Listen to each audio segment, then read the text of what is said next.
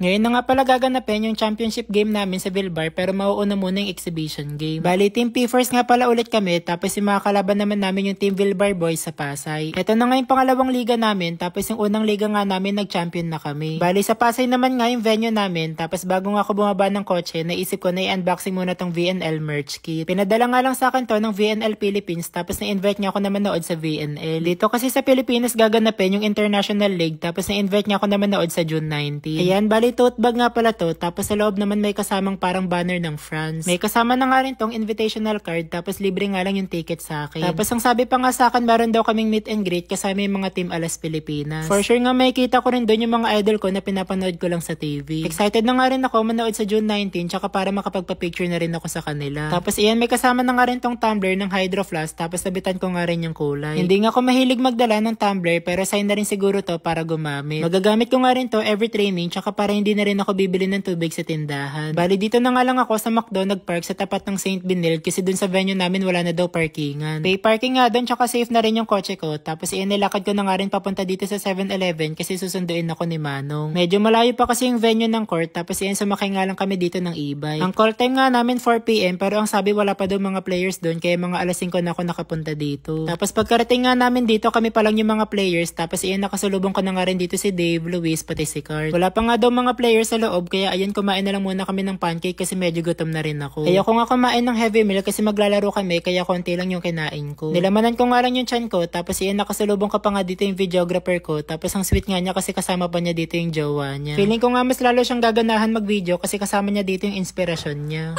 Tapos iyan, maya-maya nga lang nag-start na rin yung exhibition game, tapos meron nga rin cash prize dito. After nga neto, championship game na rin pero sana wag naman umulan. Open court kasi dito kaya kapag umulan makakancel talaga yung schedule kasi mababasa yung court. Medyo madulas nga lang dito pero buti na lang medyo makapit din yung sapatos ko. Medyo maalikabok rin kasi yung sahig pero okay lang kasi kahit pa paano nakakatalon pa naman. Hindi nga muna namin sinuot yung mga jersey dito kasi mamaya pa namin yung gagamitin. Sana talaga mamaya manalo ulit kami para ito na rin yung pangalawa naming champion sa mga liga. Bali, best of 2 nga pala to kasi hanggang third set lang yung score. 1-25 nga rin to, tapos iyan, medyo nahirapan nga rin kami sa mga kalaban namin kasi madepensa rin. Medyo naawa na nga rin kami sa mga bahay dito kasi laging natatamaan ng mga bola. Naku, ito pa naman kasama namin na si Kurt, sobrang lakas pumalo tapos ang braso pa. Siya nga yung tipong kapag bumounce ball, meron talagang mababasag na gamit dito. 2 bola nga lang yung gamit namin dito, tapos nakakalungkot nga kasi yung bola nasampid pa sa kapitbahay. Tapos yung isa naman nabutas kasi natusok sa pako. Dapat talaga wala na kaming bola dito na magagamit pero buti na lang may umakit sa may balcony para kunin yung bola. Bali, sa first set nga natalo kami, tapos sa may second set naman nanalo kami. Kaya ayan, dito sa may third set, ginalingan na namin para kami manalo sa may cash prize.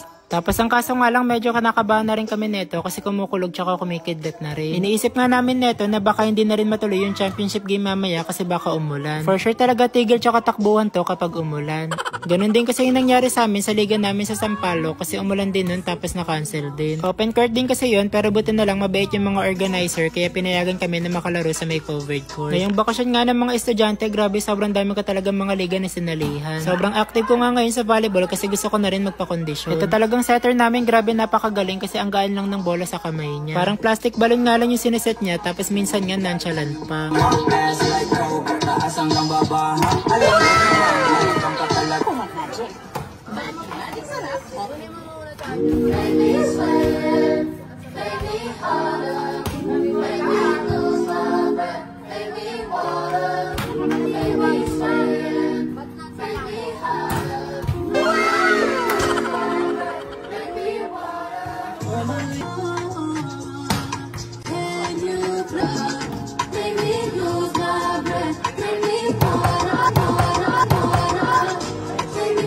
At ayun nga sa wakas, natapos na rin tong exhibition game tapos sunod na nga yung championship game. Eh ang kaso nga lang nakakalungkot kasi bigla na lang umulan ng malakas kaya na-cancel din yung schedule. Parang kaka-overthink nga namin kanina, ayan nagkatotoo tuloy tapos itutuloy na nga lang daw yung laban sa next day. Ayan, share ko na rin sa inyo guys na nakapag-withdraw na naman nga ako ng malaking pera dahil dito sa Diamond game na palagi kong nilalaro. Pwede ka nga dito kumita ng totoong pera tapos itong color game ngayon palagi kong nilalaro kasi dito lagi akong panalo. Ayan, pipili ka nga lang dito ng mga kulay na gusto mo tapos ako nga laging 3 yung pinipili para more chances of winning. Ayan, pinili ko nga dito yung color white, pink, tsaka yung green. Tapos nagulat nga ako kasi unang laro ko palang panalo na kagad ako. Syempre, para makapaglaro dito, kailangan mo muna mag-register. Ilalagay mo nga lang dito yung phone number mo, password, verification code, tapos yung referral ID. Pwede ka nga rin dito maging agent, tapos pwede ka rin dito kumita ng malaking komisyon. Kaya sa mga may gusto rin kumita dito sa Diamond Game tulad ko, ilalagay ko na lang din yung link nito sa unang comment section para makapaglaro din kayo.